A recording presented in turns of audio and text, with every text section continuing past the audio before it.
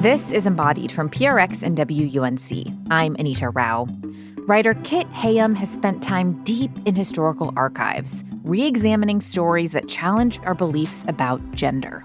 You know, if people are saying transness is new, but we can point to someone in the early 20th century who is thinking in what's very, very clearly a trans way and a trans-affirming way, then that undermines that narrative. Today, we'll hear about Kit's mission to share untold stories of trans history and how that work has evoked some big emotions in Kit and in those who interact with his work. People view history as a kind of scarce resource or like a zero-sum game. And going through that has made me think a lot more about how we can reframe the way we see history, not as something that's limited, but as something that has limitless potential to offer solidarity to people from multiple identities. A new history of gender, just ahead on Embodied. How does history inform how we understand ourselves today? It's an intellectual question, but also a really personal one for writer Kit Heyam. When Kit was first trying to understand their own gender identity as an adolescent, they looked to history. And what they found was a very narrow picture of what it meant to be trans. The stories were about people who transitioned medically and then identified firmly with a new gender. That did not match their own more ambiguous trans experience. But when Kit started studying history professionally, a different picture emerged. One that suggests that there are more diverse examples of transness in the past, but we must re-examine history to find them. This is Embodied, our show about sex, relationships, and your health. I'm Anita Rao.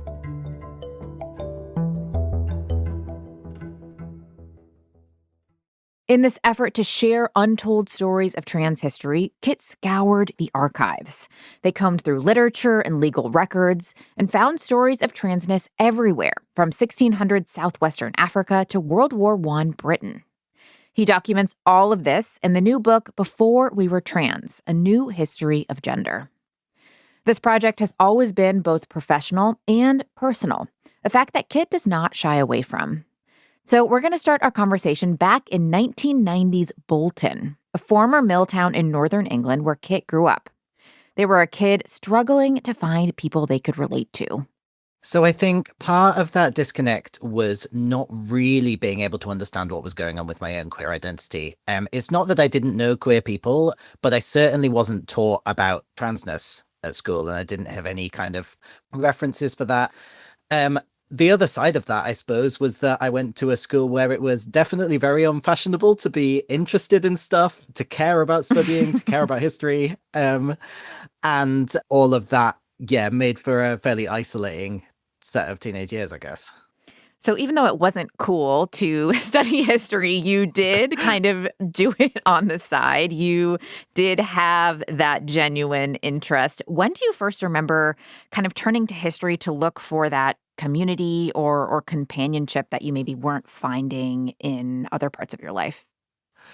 So the first time that I really felt community with history was definitely when, at the age of 14, we started doing First World War poetry in English class. And I was really, at an age where I was definitely open to being kind of emotionally smashed open by poetry. And as a result of that, I started looking into Wilfred Owen and quickly discovered that he was gay. And that really spoke to something that had been a thread of emotional connection for as long as I could remember. I had felt connected to queer history, especially gay men's history, in a way that didn't really make any sense to me. And I didn't have a word for or an explanation for. But the fact that it also applied to Wilfred Owen made him a really important historical figure to me. Like, he became the person who my diary entries were addressed to and stuff. It was a big deal. Well, tell me about that, because it wasn't just like an intellectual interest, but it was like he really entered your imagination. So how and when were you turning to him to process things or confiding in him? I mean, all the time. This is a fun and vulnerable thing to talk about. I don't think I've really spoken about it in public before, but like I had a little photo of him that I printed Mm. out secretly. I felt very, very, when this is an experience I think familiar to a lot of people who grow up queer but not out. You feel like everything you do that is tangentially related to queerness is going to be really obvious to people and you need to be really secretive about it. And actually, I don't think anyone would have thought it was weird that I was researching a poet who I was studying in English class. I think people would have thought that was completely normal. But anyway, I very secretively printed out this little photo of him, very secretively tried to research the place where he was buried. And this was like the early internet. I was like trying to find out if I could like go and see where he was buried in France. And it was really, really hard. I think that would probably be really easy now, but this was like 2004 and there wasn't a Wikipedia article on it. My computer in my room didn't have internet because we didn't have Wi-Fi. It was a hard time.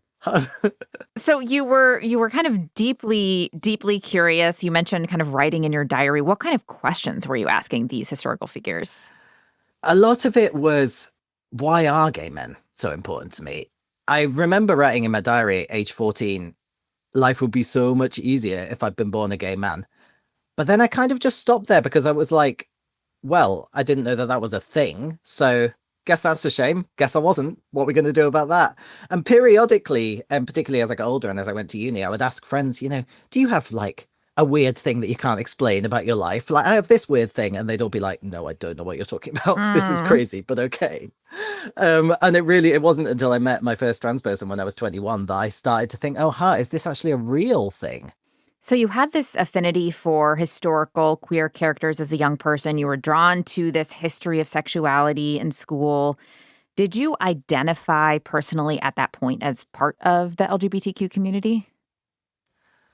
No, I didn't. And it was because I had plenty of friends who were like cis gay people or cis bi people, but I couldn't see myself among them because I didn't like women and I thought I was a girl.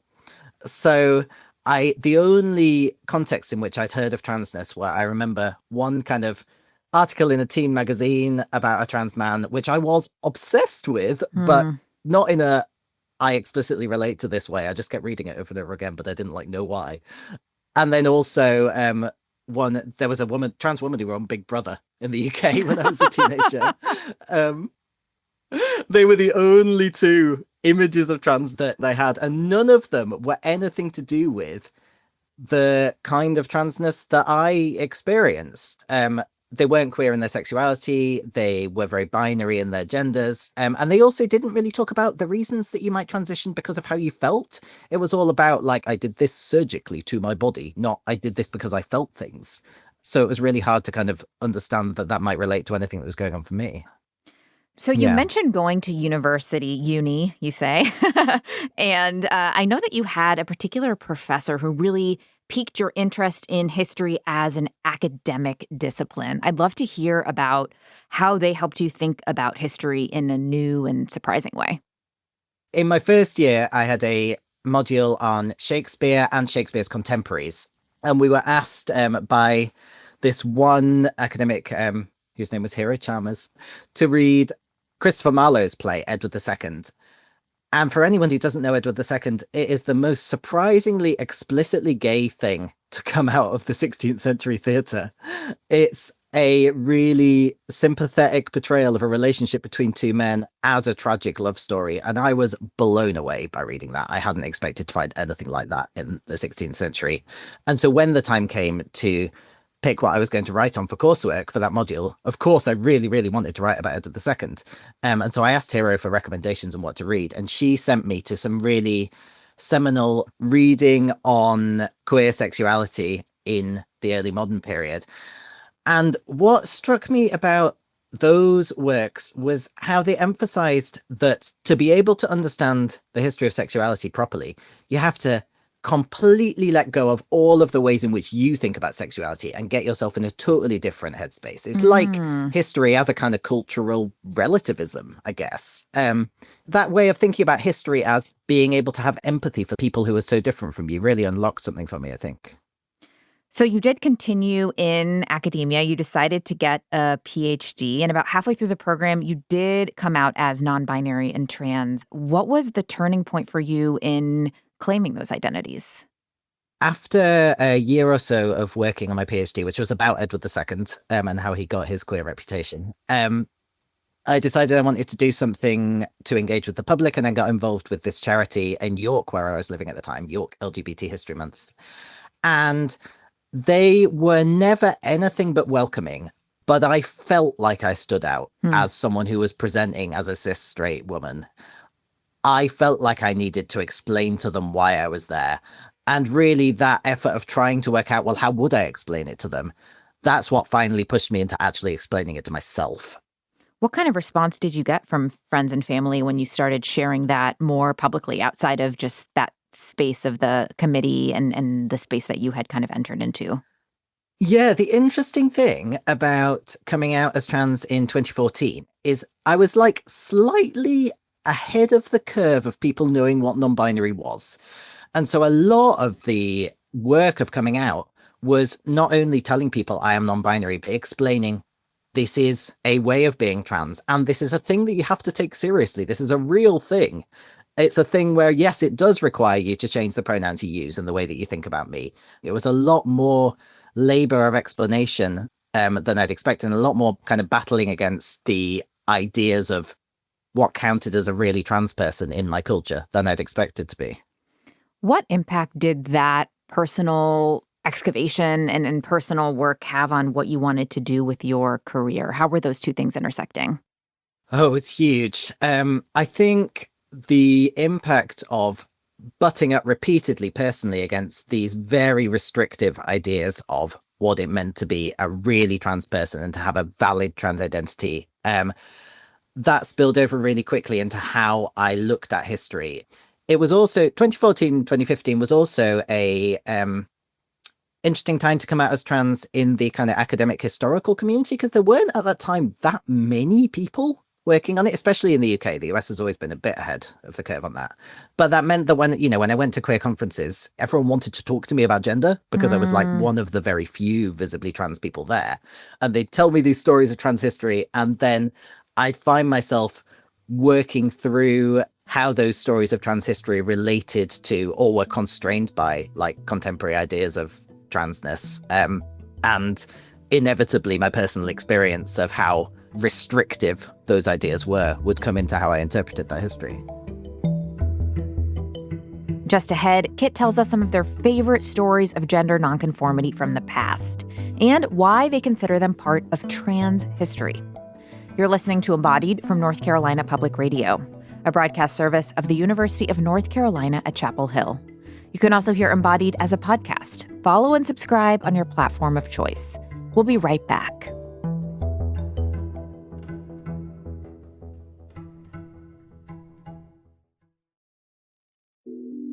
This is Embodied. I'm Anita Rao. In January of this year, President Donald Trump issued an executive order about sex and gender, critiquing gender identity as a recent and growing threat to the, quote, ordinary and long-standing use of biological terms like male and female. This claim that transness is a new phenomenon has been echoed in many policy conversations about trans rights, both in the U.S. and around the world. Writer Kit Heyam studies the history of gender and sexuality, and when he hears those policy discussions, he offers a rebuttal. He argues that stories of transness and gender nonconformity have existed for thousands of years, and that even historians have overlooked many of those examples. Kit explores this idea in their book, Before We Were Trans, A New History of Gender. If you boil down all of the anti-trans discursive and legislative measures that we've seen over the past few years, they boil down to the idea that this is something new with no history, and therefore either it's so new we don't take it seriously, or it's a new threat that we need to make laws against.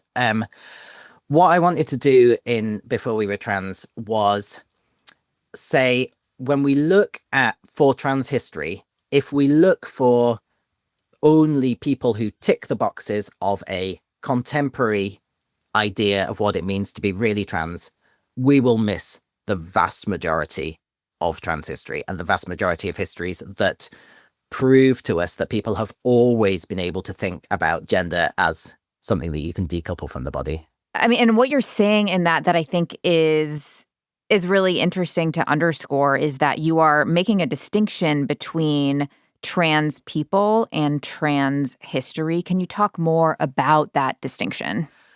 Yeah, I think this distinction is really important. Something I'm really committed to as a historian and a trans person is seeing people on their own historical and cultural terms rather than imposing my own labels on them. So what that means is if someone doesn't say they're trans, I don't want to call them trans. And I think that is as much a kind of historical choice, like not assuming that I, in the present day, know better who people in the past were than they knew themselves, but also an ethical choice. As a trans person, I know what it's like to be referred to in terms that I don't want to be referred to in. I don't want to do that to other people. So I don't think I'm looking for trans people in the past. And I think drawing that line for me feels like a really good way to be ethically responsible to people in the past by not imposing my own labels on them, but also be ethically responsible to people in the present for whom it's really, really politically and emotionally important that we prove that there is trans history and there are people in the past whose experiences we can feel solidarity and community with. So, one of the big challenges of doing this work that you encountered really early on is that a lot of the evidence that we have for gender nonconforming lives comes from legal and medical contexts. What are the limitations of relying on those sources to understand a full picture of gender in history? I think the simple answer to that is that in legal and medical contexts, people don't always tell the full truth. Uh-huh. If you're in a court of law and someone is accusing you of gender nonconformity, whether that's illegal or whether it's just that it's associated with sexuality that's illegal, you're not necessarily going to say, oh yeah, I do this all the time.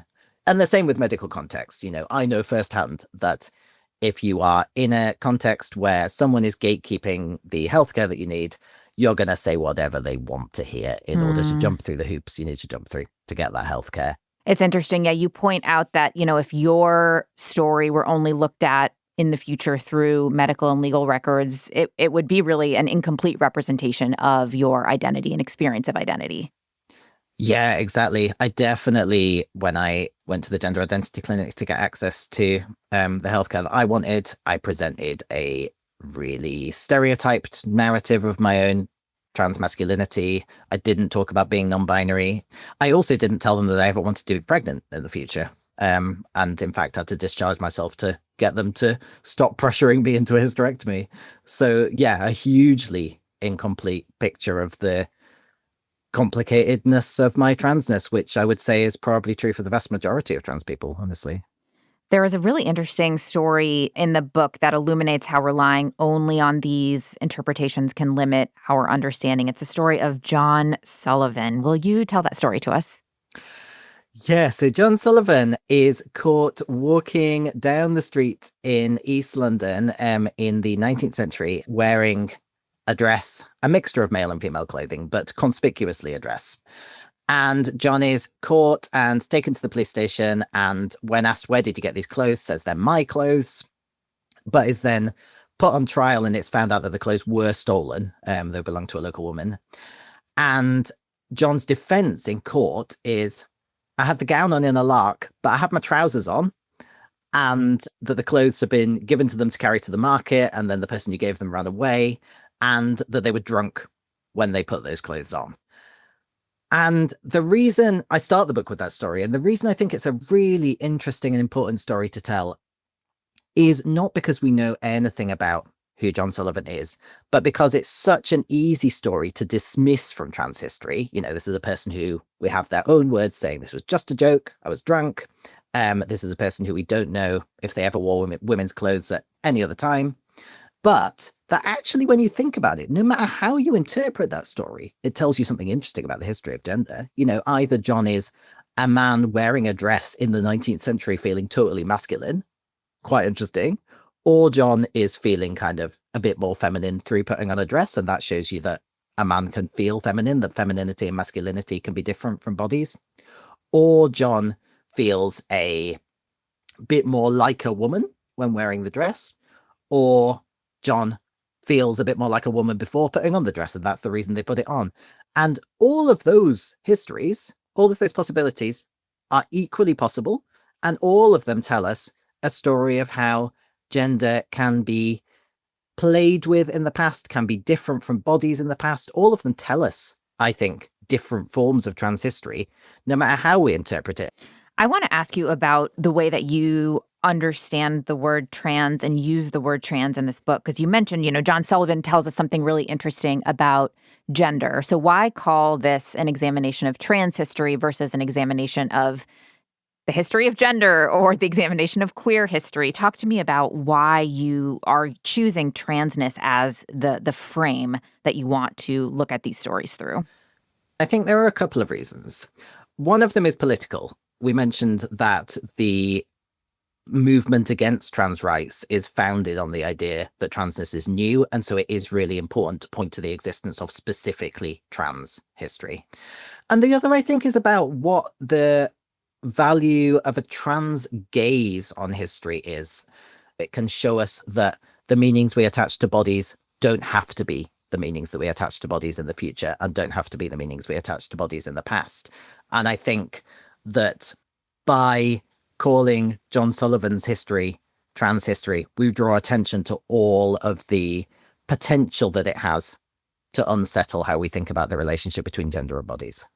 So you're very intentionally, as you said before, you're not labeling John Sullivan as trans. You don't think that that is an ethical thing for a historian to do. But I'm curious about the other kind of moral and ethical considerations you weigh as you think about kind of who you want to write about and re-examine as part of this history of transness. Yeah, there was a lot of consideration that went into that. I think a couple of things. Probably the biggest one is that Before We Were Trans is a global history, and I wrestled for quite a long time with whether a global history, including histories of people of color and histories of cultures that I don't share, was my story to tell. I guess the way I navigated that in the end was, first of all, by thinking, okay, but if I don't tell this as a global history, I miss out a lot of histories of gender nonconformity, which already get erased and already don't have enough attention drawn to them. But also thinking about how can I use this history to advance the cause of anti-racism as much as possible. And so part of that was about using the book to show how the gender binary and the sex binary are colonialist and racist constructs. And part of it was about making the case for seeing gendered experience from cultures that aren't my own on their own cultural terms, even if that doesn't really make kind of intuitive sense to me with my own cultural gaze, and trying to challenge the way that a lot of white trans people, especially white non-binary people, tend to write about gender nonconformity from other cultures, which is often a kind of tokenizing and romanticizing and almost kind of instrumentalizing way of thinking. And so I was trying to write against all those things as a way of working against the racist way that I think a lot of histories of gender have been done in the past. I want to continue to unpack those things you mentioned there, which is how colonialism and racism affect how we think about gender and how we think about transness. And maybe we can do that as we move through another story. You talk in your book about 17th century southwestern Africa and the story of monarch Njinga Mbande. Tell us a little bit about Njinga and what their story kind of represents about these dynamics that you were just speaking of. So Njinga is the monarch of the kingdom of Ndongo and Matamba in what's now Angola in West Africa. And Njinga is assigned female at birth, but when they become monarch, they become king, not queen. And I wanted to tell their story because it exemplifies how often today, when we're judging whether someone counts as really trans or not, we're judging them by whether their motivations are internal or external. So are they doing it? Are they transitioning just because that's how they feel? Or is it because of an external motivator, like the social role of monarch is a male role, and so I kind of have to be male to be a monarch? But in historical context, that separation between external and internal doesn't really work. And also, even if it did work, the history of Njinga changing from female to male as a result of taking on that royal social role is still a history that shows us that gender is flexible and that gender is not defined by the body. And I think what is also interesting and challenging about Njinga's story is the way that you can't really separate their decision to be crowned as king from their own culture, but also from the fact that during their reign, they were doing a lot of negotiation with and fighting against Portuguese colonizers. And obviously, it was very advantageous to be seen as a king, not a queen, in relation to a patriarchal culture. So their maleness was a product of their own culture, but also a product of colonization. How have historians traditionally talked about and interpreted Njinga's gender? Njinga has pretty much been seen as a trailblazing woman only. And while I don't want to take away the community that any women, particularly Angolan women, might feel with Njinga's story, I also think it's important to say that their history shows us the flexibility of gender and can be read as trans history as well. I want to get back to that thread of motivation that you mentioned, because there are so many examples of stories in your book, John Sullivan and Njinga, where we don't have a lot of access to people's internal thought processes of why they chose to dress in certain clothing or take on particular roles. We can't ever fully understand the motivations. So talk to me more about how much you think motivation matters in how we interpret examples of gender nonconformity in history. I think one of the things I wanted to do with Before We Were Trans is take the focus off motivation a bit. Mm-hmm. I think that's traditionally been the way that people have looked for trans history. They've tried to look for people who are motivated in quote unquote the same way as trans people today. So, we only transition because of how we feel. But I think that's a standard that cis people's genders are never held to. So it was always an artificial standard to hold trans people to, even in the present. And I also think that, like I said before, if what we're looking for is histories that show us gender can be separate from the body, then we don't need to know anything about how someone saw their own gender to say there were people across this society who had the capacity to think about gender and the body flexibly and changeably. So I want to come up a little bit more into the present. There is a historical moment for which you did have access to a few more primary sources. This is such a fascinating story set against the backdrop of World War I internment camps in Britain. So first, just kind of set the scene for us. Who got sent to these camps and what were the dynamics that began to emerge? So in the First World War, Britain interned any members of quote-unquote enemy countries who were present in Britain at the outbreak of the war, were assigned male at birth, and were of military age. And that included anyone from people who were just here on holiday and happened to get stuck when the war broke out, to people who'd been here for centuries, actually, but their families had just kind of never got citizenship. So it's a group of thousands and thousands of people. It's really important to say these are not prisoners of war. These are just civilians who happen to be here. And it's a really untold aspect of British history, I think. So the camp I tell the story of in the book is the largest camp in the British Isles, and it's called Knockalo on the Isle of Man, which is between Great Britain and Ireland. Tens of thousands of people were interned there. And in that camp, a significant proportion of people lived full-time as women. And when I say that, I mean she, her pronouns, female names, female dress, treated socially as women. People had to find stuff to do because, like I said, they're not prisoners of war. They're not doing forced labor, but they are bored out of their trees because they're not allowed to work and suffering from mental health problems, as a result of that kind of complete purposelessness and incarceration. And so there are camp theatres, and some historians have said, okay, the people who lived as women in the camps were just doing that to make their female roles on the stage really, really convincing.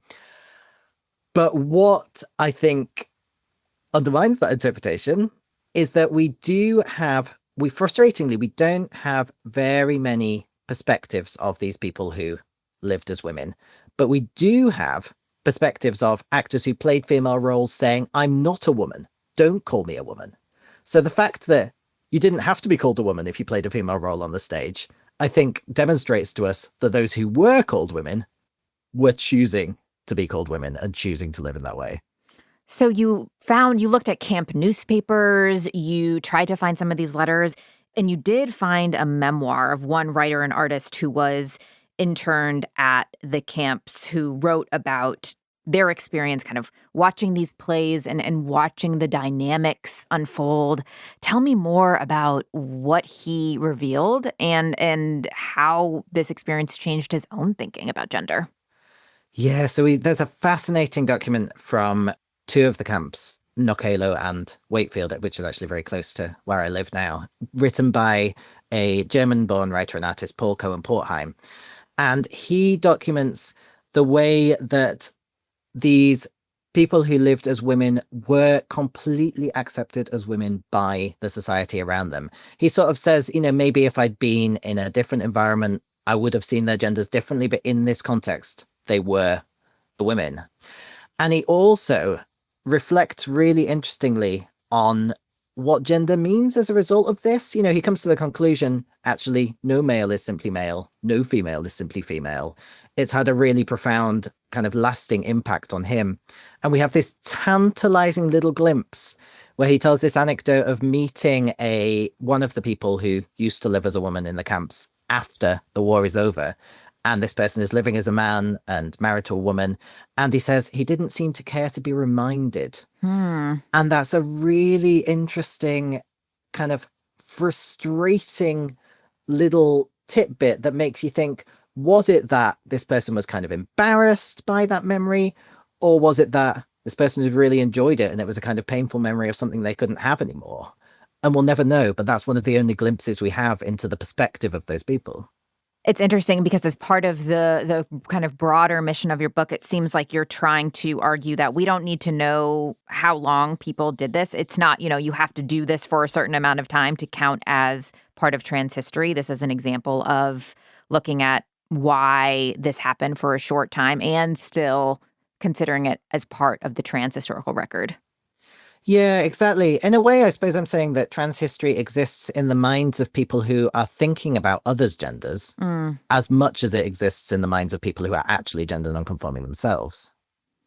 That's interesting. Like the writer who was observing this and his own thinking was changing. Exactly, yeah. And that he was embodying the capacity to see people assigned male at birth as women. He was embodying a trans way of thinking in the past. And that's really what we're trying to get to. If people are saying transness is new, but we can point to someone in the early 20th century who is thinking in what's very, very clearly a trans way and a trans affirming way, then that undermines that narrative. Just ahead, we'll talk about the big feelings that can emerge when you're writing history and hear about an emotional moment that shaped Kit's own approach to the process. Please stay with us. Sources and methods, the crown jewels of the intelligence community. Shorthand for how do we know what's real? Who told us? If you have those answers, you're on the inside, and NPR wants to bring you there. From the Pentagon to the State Department to spy agencies, listen to understand what's really happening and what it means for you. Sources and Methods, the new national security podcast from NPR. This is Embodied. I'm Anita Rao. Today, we're talking about the untold stories of trans history and how they can expand our modern understanding of gender. For writer and historian Kit Heyam, researching trans history is all about reinterpretation. They've looked at historical moments through an expansive lens. They don't aim to label people from the past as trans, but instead to identify moments when people push the boundaries of gender. They've also acknowledged that history is influenced by the people who tell it, which means that history is often emotional and not always objective. So the ideal that I think a lot of non-historians and some historians have of history is that we are totally dispassionate, totally objective, just looking at facts and then reporting the facts. The reality is that that's not possible because the moment you choose where to look, which questions to ask, which facts to look at, how to weave them into a story, you are bringing your own perspective in. And I think queer historians have a longer tradition of just being honest about the fact that our positions inform our historical gaze than non-marginalized historians do. And that has meant that there's this perspective that the non-marginalized historians are the totally objective ones, but that's only because theirs is the majority view that never gets questioned, that they never have to explain or apologize for. Actually, we all bring our own perspectives and biases to history, and doing history is not about getting rid of those, because that's impossible. It's just about acknowledging that they're there. So as you were going through this research process, you had an emotional experience because you are a human being.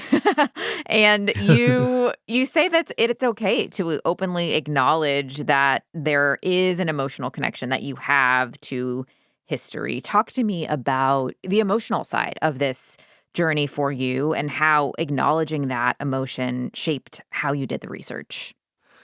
Yeah, so again, I think this is a case of being honest about something that all historians are actually experiencing. You know, even the people who are shouting really loudly that we need to do history the way that we've always done, otherwise it risks being biased. Those people are having really, really big feelings about history, you know?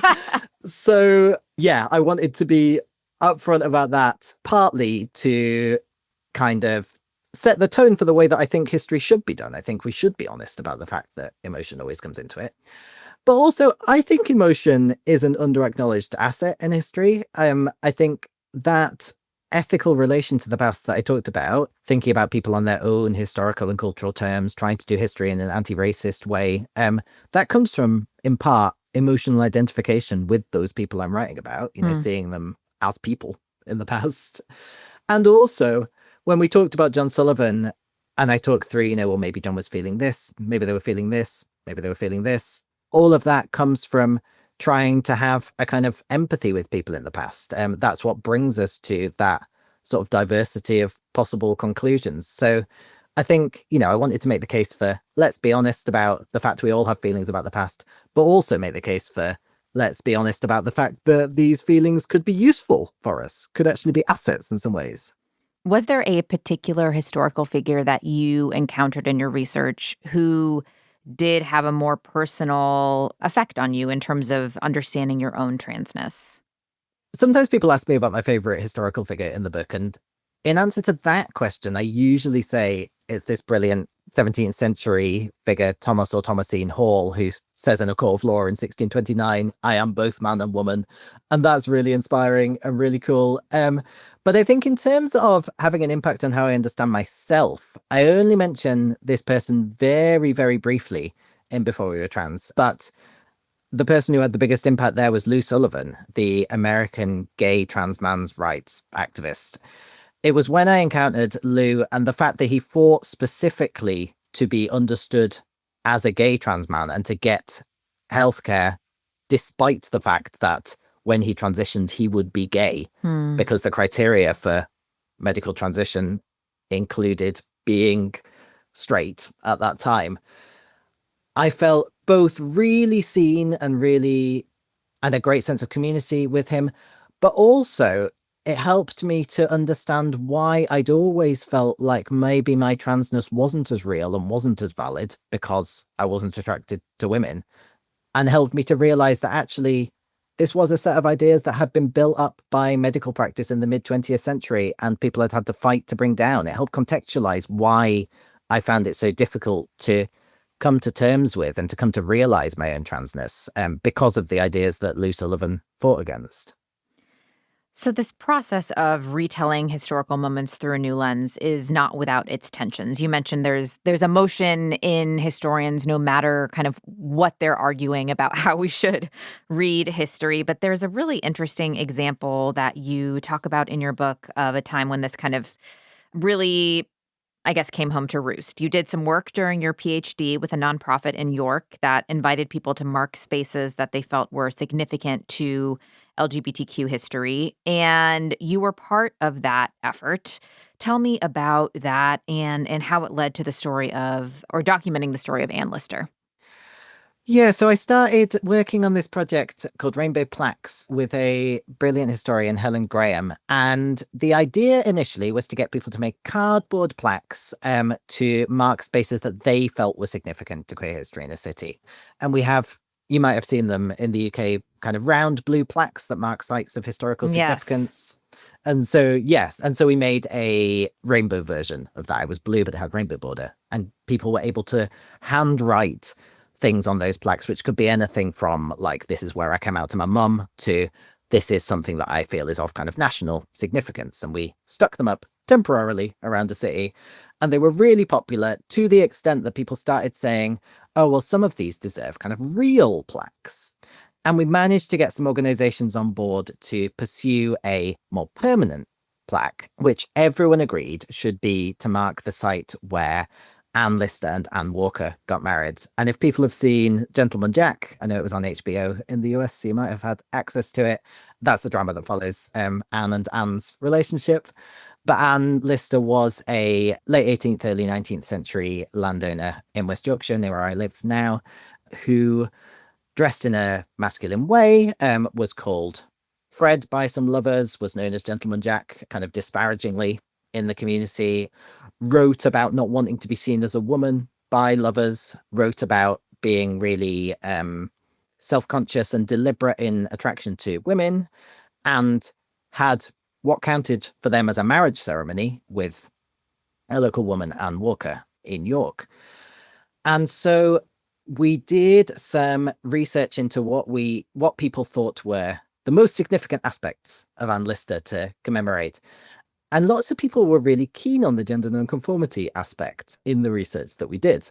And so the text we ended up with for the permanent plaque described Anne Lister as gender nonconforming and didn't use the word lesbian, partly because I think we thought everyone already knew Anne Lister was a lesbian, and also because we intended gender nonconforming not to describe like an identity, not to say this person was trans, but just to describe behavior. And anyway, the plaque was not well received. And I think it was partly not well received because we hadn't reached the right people in our consultation. And as a result of that, there was an enormous backlash. There was a lot of abuse, a lot of transphobia, a lot also of really reasonable responses of hurt from lesbians who felt like Anne Lister was very important to them and that hadn't been recognized. And the plaque ended up being remade and it now says lesbian and doesn't say anything about gender. And yeah, it feels like a real missed opportunity to me to honor both of those aspects of Anne Lister. I think the original plaque was wrong not to honor sexuality, but I think the new plaque is wrong not to honor gender as well. Yeah, it's so interesting because, I mean, history is so emotional and personal. And when people have these figures who, they have really seen themselves in or have relied on to kind of affirm parts of themselves, they might not want them to be read in a different way. Like, I guess, what does this experience reveal to you about the challenges of rereading history and expanding our understandings of people as part of more than one history at once? I think this is really an episode that shaped the way that I think about that, to be honest. I think if I was having those conversations now, I'd be able to make a lot more articulate arguments about how different groups of people can find solidarity and community with the same figure from the past, and that doesn't take that identification away, that saying someone is gender nonconforming is not saying they're not also lesbian history. I think I'd also have been way more keen to try and only use words that Anne used, because lesbian also isn't a word that Anne used. But yeah, I think the immediate response of a lot of lesbians was that their history was being taken. And it tells us quite a lot about the way people view history as a kind of scarce resource or like a zero-sum game.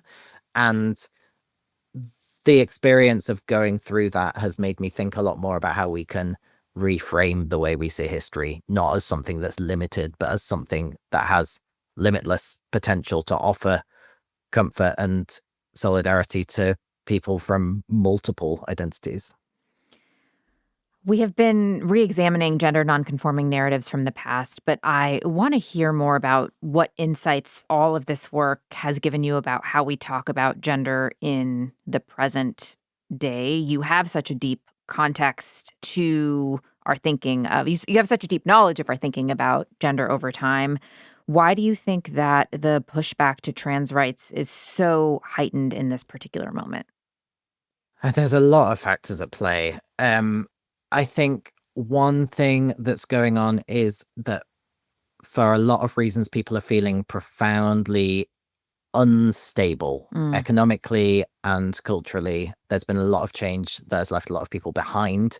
What that leads to is people looking backwards to times that they perceive were better, and including in that backward looking a sense of fixed gender roles and biology as a source of truth.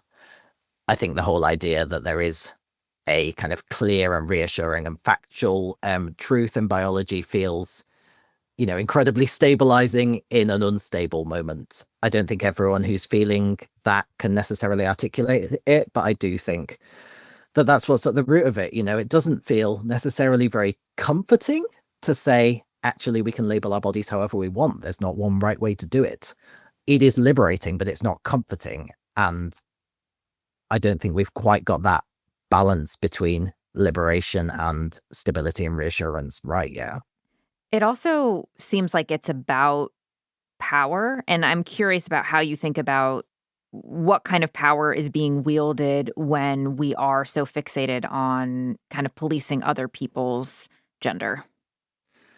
Yeah, I think you're absolutely right that male and female are not just identity categories. They never have been just identity categories. They're power categories and power relations. And again, it feels very reassuring to those in power to say that keeping people in those fixed power relations is the right way to go. When people talk about transness as a threat, in increasingly overblown ways, they talk about it as a threat to the family, as a threat to children.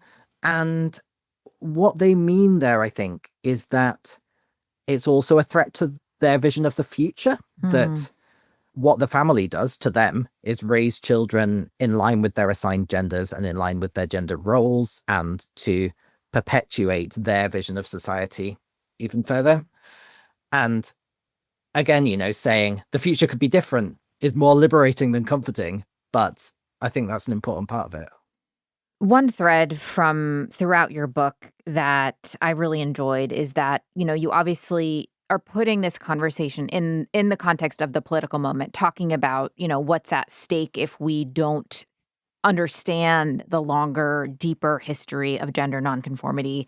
But you also emphasize that play is a big part of gender, and having the knowledge of history can help us lower the stakes and drama of how we're thinking about this, that it is okay to play. It's okay to play with gender for a time and then change your mind. It's okay to kind of, not have this such fixed notion of what it means to play with gender. Talk to me about that piece of it and the role you think play plays in this conversation.